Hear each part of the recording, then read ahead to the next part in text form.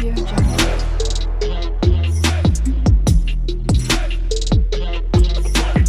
Audio Jungle.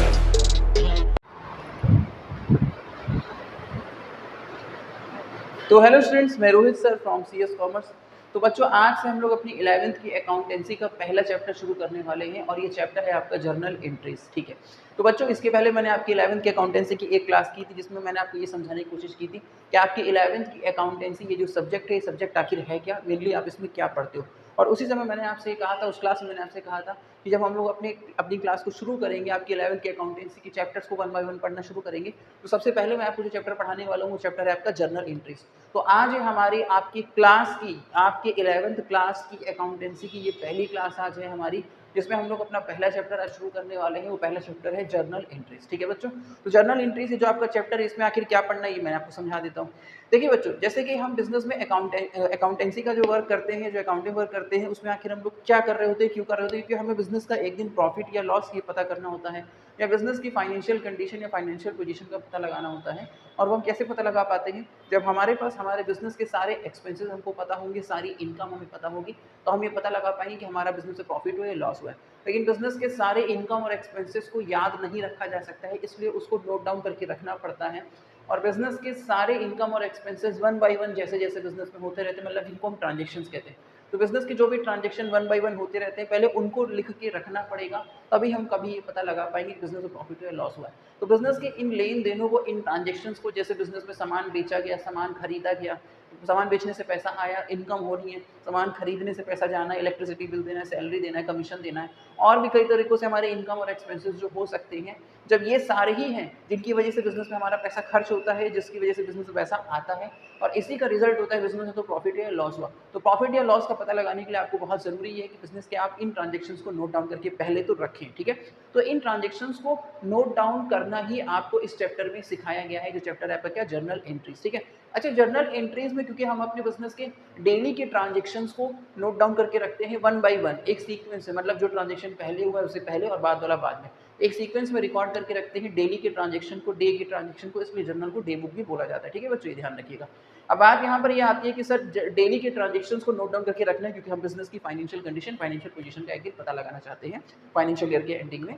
तो हम daily के ट्रांजेक्शन्स को नोट डाउन करके रखेंगे कैसे सर? हमें जर्नल में तो यही पढ़ना है कि हम अपने बिजनेस के डेली के ट्रांजेक्शन्स को नोट डाउन करके रखेंगे, लेकिन नोट डाउन करके रखेंगे कैसे सर? क्या अपनी लैंग्वेज में नोट डाउन करके रखेंगे? नहीं बच्चों, वही तो आपको सीखना है। देखिए, बिजनेस अकाउंटेंसी में कोई भी जो भी वर्क किया जाता है, ट्रांजेक्शन्स को नोट डाउन करना या जितना भी वर्क किया जाता है ना, वो decided rule, decided theory, concept and decided format में ही किया जाता है। तो वही आपको सीखना है कि डेली के ट्रांजेक्शन को नोट डाउन करके रखने का तरीका क्या है, मतलब उसमें हम कैसे रूल्स को हमें फॉलो करना होता है, किन फॉर्मेट में लिखना होता है, किस तरीके से लिखना होता है।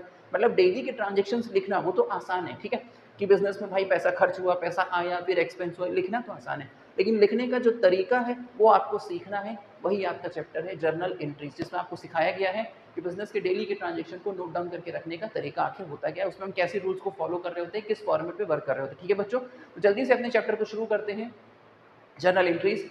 जर्नल एंट्रीज का मैंने आपको बेसिक यहाँ पर समझाया। अब जैसा कि मैं आपसे कह रहा हूँ कि ट्रांजेक्शन्स को नोट डाउन करने का कोई तरीका है, कोई रूल है, तो बच्चों ध्यान रखिएगा। जर्नल में मेनली आपके 3 रूल होते हैं, जिसे आपके जर्नल के गोल्डन रूल्स भी कहा जा सकता है, अकाउंटिंग के गोल्डन रूल्स भी कहा जाता है, जिसके अकॉर्डिंग आप अपने बिजनेस के डेली के ट्रांजेक्शन को नोट डाउन करके रखते हैं। ठीक है,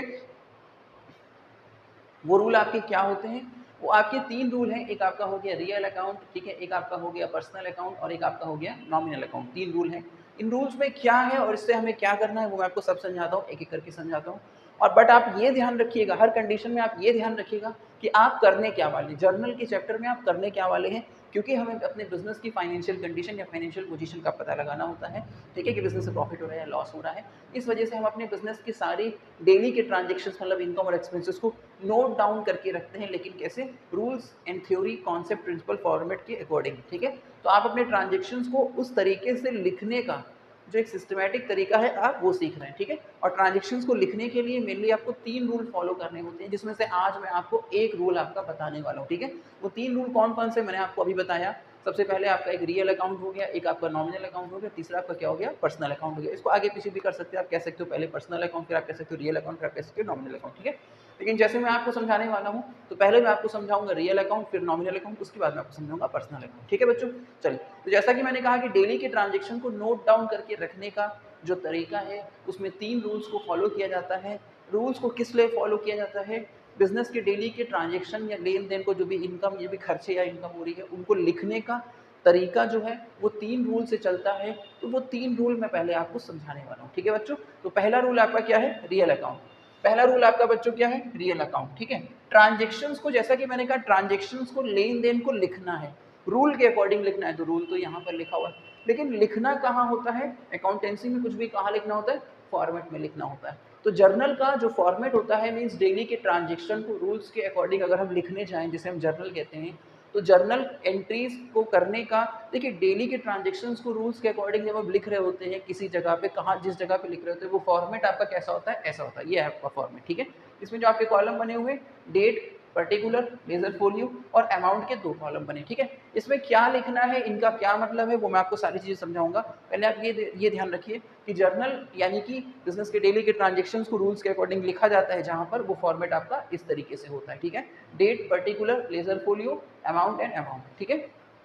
बात समझ में आई आपको? आपको बस यहाँ पर क्या सीखना बचा है कि सर हम ट्रांजेक्शन्स को लिखने के लिए कुछ रूल्स थे, उन रूल्स के अकॉर्डिंग ही हमें लिखना होगा। जैसे मान लीजिए कि हम बिजनेस में फर्नीचर खरीदा गया, ठीक है, तो भाई इसमें भी तो बिजनेस का पैसा खर्च हो रहा है, और जिसमें बिजनेस का पैसा खर्च हो रहा है उसको तो हमें नोट डाउन करके रखना ही पड़ेगा।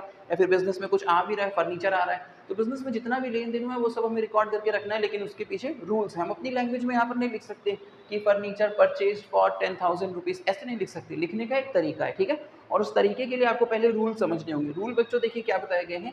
पहला रूल आपका क्या हो जाता है? पहला रूल आपका होता है रियल अकाउंट। पहला रूल आपका क्या होता है? Real account.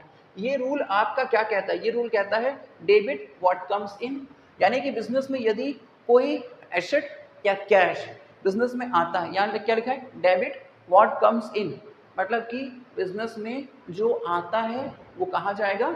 डेबिट में जाएगा। आप कह रहे हो कि सर ये आप क्या कह रहे हैं, कुछ समझ में नहीं आ रहा। मैं आपको सब समझाऊंगा। अभी पहले आप रूल को थोड़ा सा याद करिए कि रियल अकाउंट में आपकी 2 बातें हैं। पहला क्या है?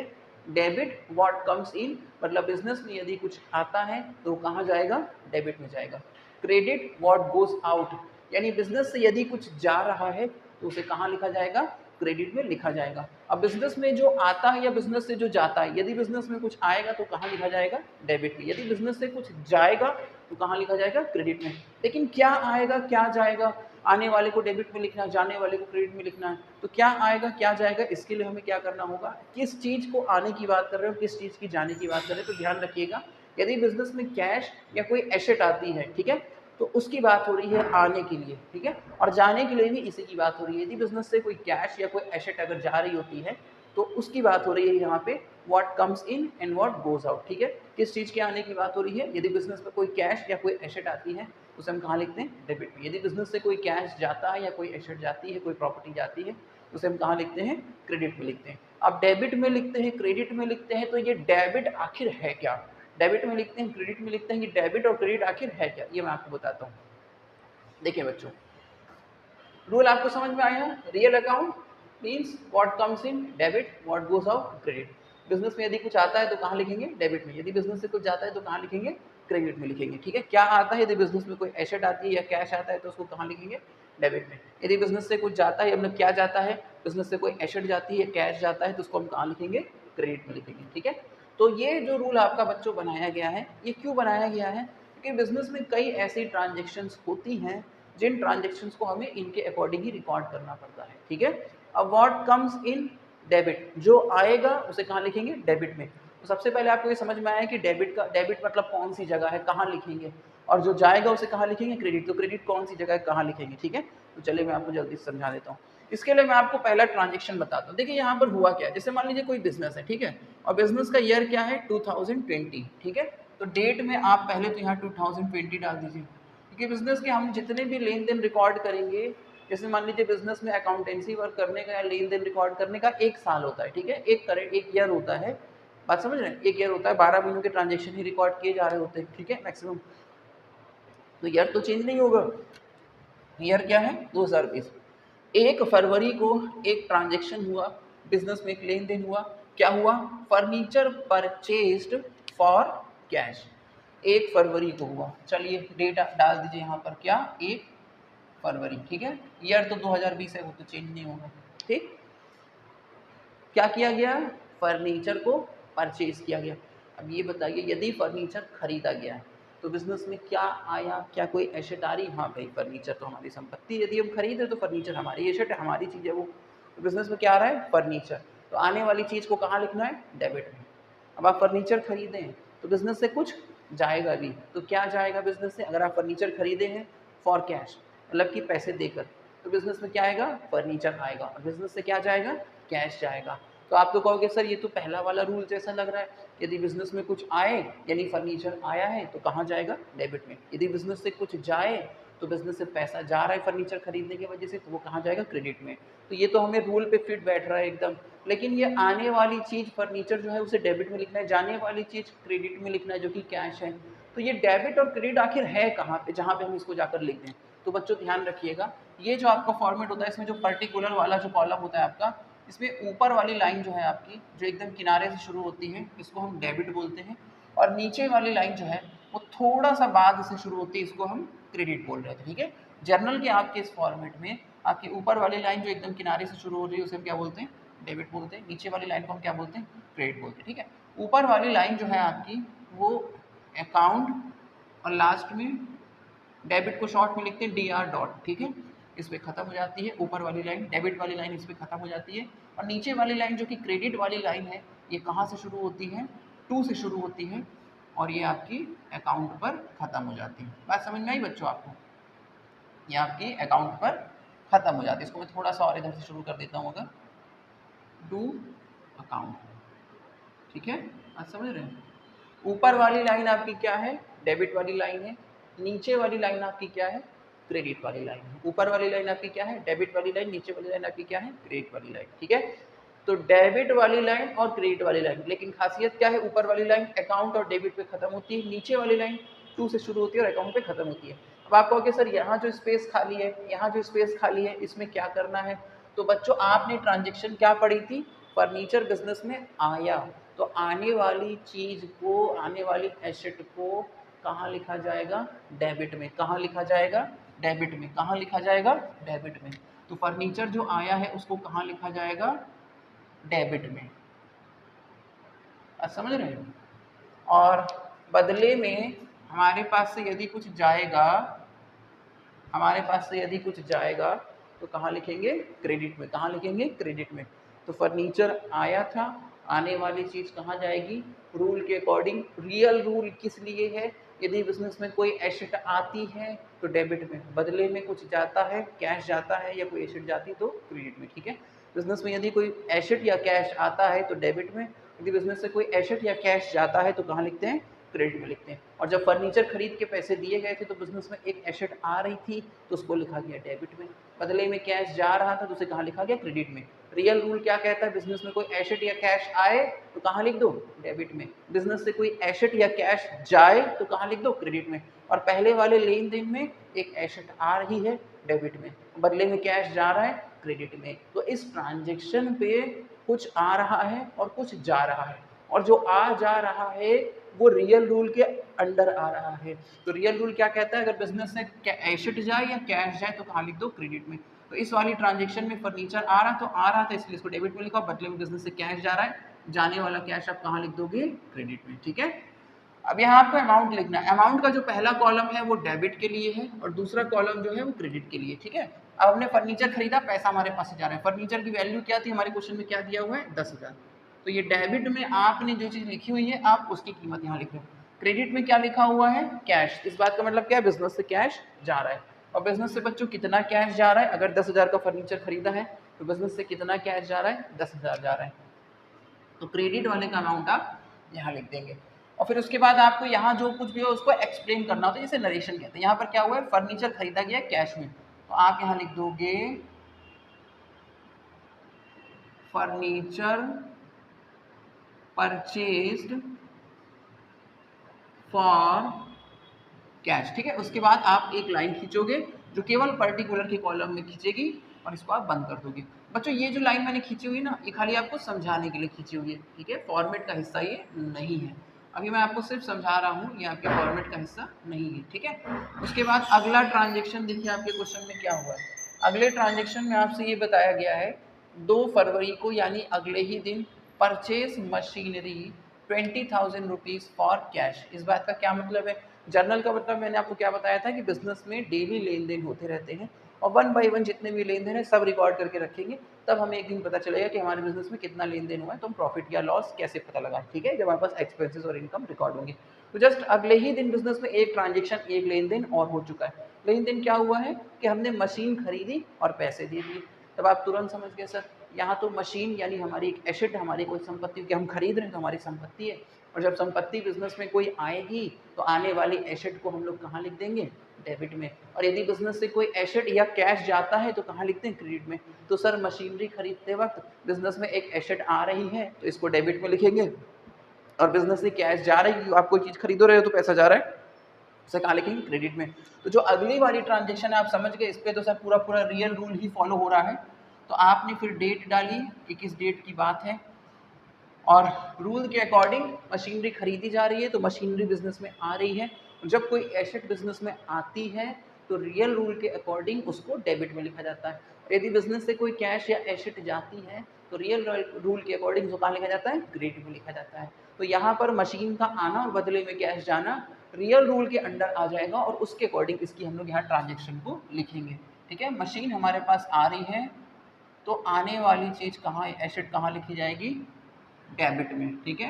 डेबिट मतलब ऊपर वाली लाइन, क्रेडिट मतलब नीचे वाली लाइन, जर्नल में 2 वाली लाइन, ऐसे याद रखिएगा, ठीक है। और मशीन की कीमत, जो मशीन खरीदी गई है भाई, आप डेबिट वाले का अमाउंट यहाँ लिखोगे, क्रेडिट वाली बात का अमाउंट यहाँ लिखोगे। डेबिट में क्या लिखा है? मशीन का आना। डेबिट में कोई एसेट लिखी है मतलब उसका क्या है कि बिजनेस में वो आई है, ठीक है।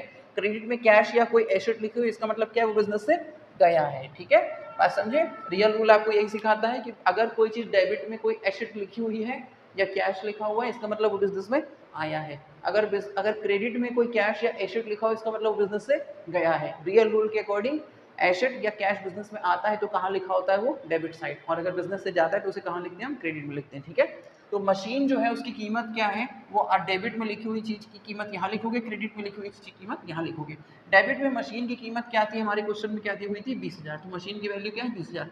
और क्रेडिट में कैश लिखा हुआ, इस बात का मतलब क्या है कि बिजनेस से कैश जा रहा है, और बिजनेस से जितना भी कैश जा रहा है आप उतना ही दिखाओगे। तो मशीन अगर 20,000 की आप परचेज किए हो, मशीन की वैल्यू 20,000 है, तो कैश भी कितना जाएगा? 20,000 जाएगा। उसके बाद आप यहाँ एक्सप्लेन कर दोगे कि यहाँ हुआ क्या। यहाँ पर मशीन खरीदी गई है तो आप यहाँ लिखोगे मशीनरी परचेज्ड फॉर कैश, ठीक है। उसके बाद आप इस लाइन को बंद कर दोगे, सिर्फ पर्टिकुलर वाली लाइन को बंद करोगे, ठीक है। लेजर फोलियो को खाली छोड़ा जाता है, उसका रीज़न क्या है अभी मैं आपको समझाऊंगा, ठीक है। अच्छा, उसके बाद थर्ड खाली क्यों छोड़ रहे हो उसका रीज़न बताएंगे। फिर 3 फरवरी को एक और लेन देन हो गया, एक और ट्रांजेक्शन हो गया।